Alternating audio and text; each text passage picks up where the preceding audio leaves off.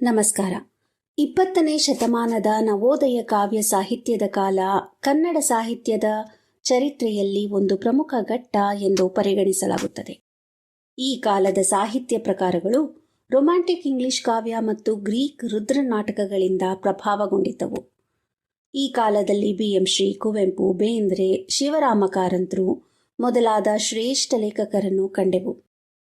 ತದನಂತರ ಕಾಣಿಸಿಕೊಂಡ ಪ್ರಗತಿಶೀಲ ಚಳುವಳಿಯ ಪ್ರಮುಖ ಕಾದಂಬರಿಕಾರರು ತರಾಸು, ಆನಕ್ರು, ನಿರಂಜನ, ಬಸವರಾಜ ಕಟ್ಟಿಮನಿ ಇವರುಗಳು.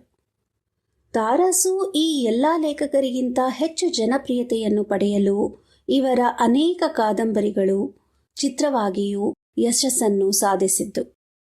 ಚಕ್ರತೀರ್ಥ, ಚಂದವಳ್ಳಿಯ ತೋಟ, ಚಂದನದ ಗೊಂಬೆ, ಗಾಳಿ ಮಾತು, ಬೆಂಕಿಯ ಬೆಲೆ, ಬಿಡುಗಡೆಯ ಬೇಡಿ, ಹಂಸಗೀತೆ, ಮಸಣದ ಹೂವು, ನಾಗರಹಾವು ಇವೆಲ್ಲವೂ ಕನ್ನಡ ಚಿತ್ರರಸಿಕರ ಮನಸ್ಸಿನಲ್ಲಿ ಅಳಿಯದೇ ಉಳಿದ ಹೆಸರುಗಳು. ಕಾದಂಬರಿ ಆಧಾರಿತ ಈ ಯಶಸ್ವಿ ಚಿತ್ರಗಳ ಕರ್ತು ತರಾಸು. ಐತಿಹಾಸಿಕ ಕಾದಂಬರಿಗಳನ್ನು ರಚಿಸುವುದು ಹೆಚ್ಚು ಶ್ರಮದಾಯಕ. ಅಧ್ಯಯನ, ಸಂಶೋಧನೆ, ಸನ್ನಿವೇಶಗಳ ನಿಖರತೆ, ಆ ಕಾಲಘಟ್ಟದ ಜನಜೀವನ ಇವುಗಳೆಲ್ಲವನ್ನು ಚಿತ್ರಿಸಬೇಕಾಗಿರುವ ಸಂದರ್ಭ ಲೇಖಕನ ಶ್ರಮ ಹಾಗೂ ಸಮಯವನ್ನು ಬಯಸುತ್ತದೆ. ತರಾಸು, ದೇವುಡು, ಕೊರಟಿ ಶ್ರೀನಿವಾಸರಾವ್, BL ವೇಣು, KV ಅಯ್ಯರ್, ಆನಕ್ರು ಇವರುಗಳನ್ನು ಐತಿಹಾಸಿಕ ಕಾದಂಬರಿಕಾರರ ಪಟ್ಟಿಯಲ್ಲಿ ಪ್ರಮುಖರೆಂದು ಹೆಸರಿಸಬಹುದು. ಚಿತ್ರದುರ್ಗದ ಕೋಟೆ, ಅಲ್ಲಿನ ಜನಜೀವನ ಇವುಗಳನ್ನು ಕನ್ನಡಿಗರಿಗೆ ಪರಿಚಯಿಸಿದ ಕೀರ್ತಿ ತರಾಸು ಮತ್ತು ನಾಗರಹಾವಿನ ಮೂಲಕ ಅವುಗಳನ್ನು ಕಣ್ಣು ತುಂಬಿಸಿದ ಶ್ರೇಯ ಪುಟ್ಟಣ್ಣ ಕಣಗಾಲರಿಗೆ ಸಲ್ಲುತ್ತದೆ. ಕಂಬನಿಯ ಕೊಯ್ಲು, ರಕ್ತರಾತ್ರಿ, ತಿರುಗುಬಾಣ ಕೃತಿಗಳು ಚಿತ್ರದುರ್ಗದ ನಾಯಕರ ಚರಿತ್ರೆಗಳನ್ನು ರಸವತ್ತಾಗಿ ಬಣ್ಣಿಸಿದ ಕಾದಂಬರಿಗಳು.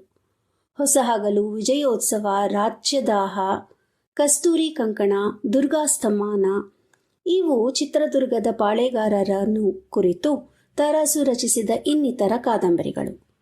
ಪೌರುಷ, ತ್ಯಾಗ, ಬಲಿದಾನ, ದ್ವೇಷ, ಮತ್ಸರ, ಸಂಚು, ಪ್ರತಿಸಂಚು, ಯುಕ್ತಿ, ಕುಯುಕ್ತಿ, ಸ್ವಾಭಿಮಾನ, ವಿಶ್ವಾಸಘಾತಕತನ, ರಾಗದ್ವೇಷಗಳ ಈ ಕಥನಗಳನ್ನು ಓದುತ್ತಿದ್ದರೆ ಮೈ ನವಿರೇಳುತ್ತಿತ್ತು.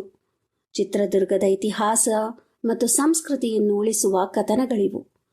ತಮ್ಮ 64ನೇ ವಯಸ್ಸಿನಲ್ಲಿ ತೀರಿಕೊಂಡ ತರಾಸು ಕನ್ನಡ ಪರ ಹೋರಾಟದಲ್ಲಿ ಆನಕ್ರು ಮತ್ತು M ರಾಮಮೂರ್ತಿಯವರ ಜೊತೆ ಸಕ್ರಿಯವಾಗಿ ಭಾಗವಹಿಸಿದ್ದರು.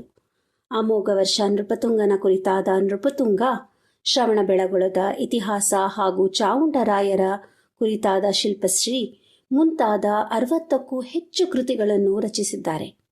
ಜೊತೆಗೆ ಚಿತ್ರದುರ್ಗದ ಕಲ್ಲುಗಳ ಕಥೆಯನ್ನು ಹೇಳುತ್ತಾ ಕರ್ನಾಟಕದಲ್ಲಿ ಬಹುದೊಡ್ಡ ಓದುಗ ವಲಯವನ್ನು ಸೃಷ್ಟಿಸಿದ ತರಾಸುರವರು ತಮ್ಮ ಕಾದಂಬರಿಗಳ ಮೂಲಕ ಚಿರಸ್ಥಾಯಿಯಾಗಿದ್ದಾರೆ ಎಂದರೆ ತಪ್ಪಾಗದು.